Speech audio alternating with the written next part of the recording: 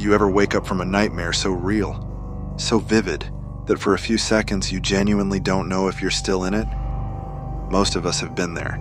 Your heart's hammering, the room feels wrong, and you just lay there telling yourself, it was just a dream, it was just a dream. But what if it wasn't? What if something was using your dreams to hide? This is a story that was submitted to me by a woman I'll call Renata, and I want you to pay close attention, because this one didn't start with a shadow in the hallway or a noise at 3 a.m. It started with a dream about a demon.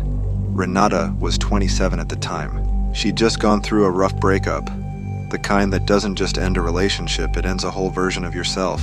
She was living with her roommate in an apartment, working through it the best she could. Her roommate, she'll call her Trish, worked completely opposite hours, so most days the two of them barely crossed paths, ships passing in the night. Renata spent a lot of evenings alone, which she didn't mind. She's the type who needed quiet to process things. It was July. Hot. She had a window AC unit running on full blast every night, filling the room with that steady white noise hum, the kind that actually helps you sleep. And for a while, it did.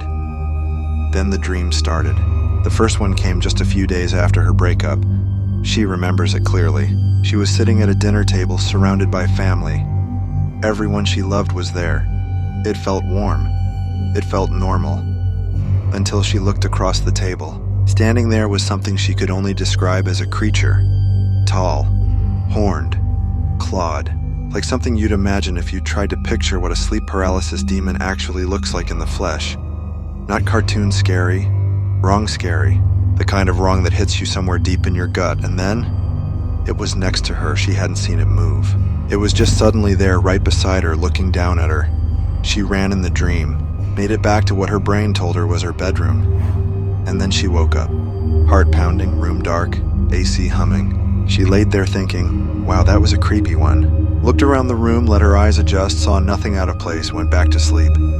She told herself it was the breakup messing with her head.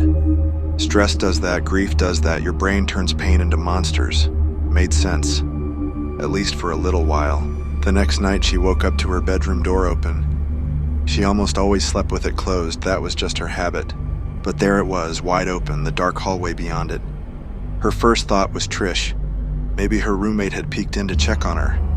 She texted her in the morning. Trish said she hadn't gone near her room. Renata filed it away. Maybe she'd gotten up in the night. Midnight bathroom trip she didn't remember, it happens. But then the second dream came. Same demon, same creature, this time no family dinner. Just Renata alone in a dark square room, and the thing kept getting closer, and except she never saw it move. It was just closer and closer, until it was on top of her. And then it raised one of its claws and scratched her thigh. She felt it. In the dream, she felt the pain. And then she woke up.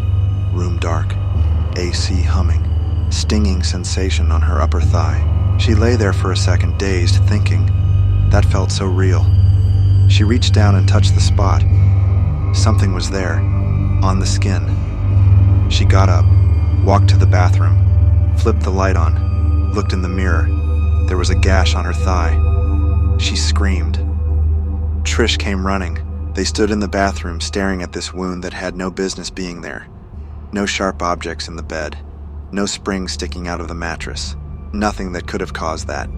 They stripped the sheets, checked under the mattress, got on their hands and knees looking for anything. A spider, a piece of glass, anything that could explain this. And then Trish stopped. She put her finger to her lips.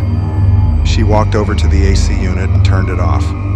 For the first time in days, the apartment went completely silent.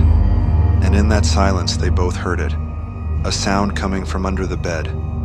Not loud, not dramatic. Just the faint, soft sound of a person existing in a room. The way you sense someone's presence even when they're perfectly still. The subtle shift of weight.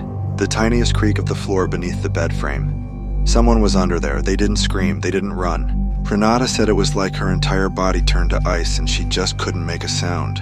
They looked at each other, looked at the bed, and walked out of the apartment. They knocked on the neighbor's door, explained what was happening. He let them use his phone to call 911. At some point while they were waiting, they heard their apartment door slam shut. When police swept the apartment, the intruder was gone. but they left the lights on when they ran, and they'd left in a hurry. So whoever was under that bed knew they'd been found out and bolted. The police confirmed signs that someone had been in the apartment. Every window had been unlocked. One, a dining room window large enough for a person to squeeze through, was the likely entry point. And then Renata started connecting the dots. The open bedroom door that first night, he was already in there, moving through the apartment while she slept. The first dream, she'd woken up, looked around the room, seen nothing wrong, turned the TV off and fallen back asleep. But the TV light, she'd been watching TV before she slept, the light from the screen. It would have been visible from outside in the dark. Someone watching from the yard would have known she was awake. And when the room went dark and silent, he came closer.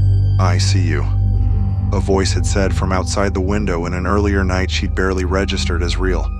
She told herself she imagined it. She hadn't. He'd been coming into the apartment for days, eating their food, roaming the rooms at night while they slept. And at some point, whether on purpose or by accident, he'd scratched her. Hard enough to draw blood.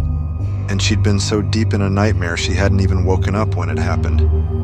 Renata and Trish moved out. They never caught whoever it was. But here's the part that Renata says still keeps her up at night, even years later. She'd been so convinced the demon in her dreams was just her grief taking shape, just her broken heart trying to scare her.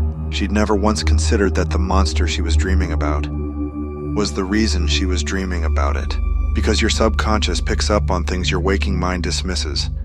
The wrongness of a room, a smell that's slightly off, a sound too quiet to register consciously. And it turns all of that into a dream.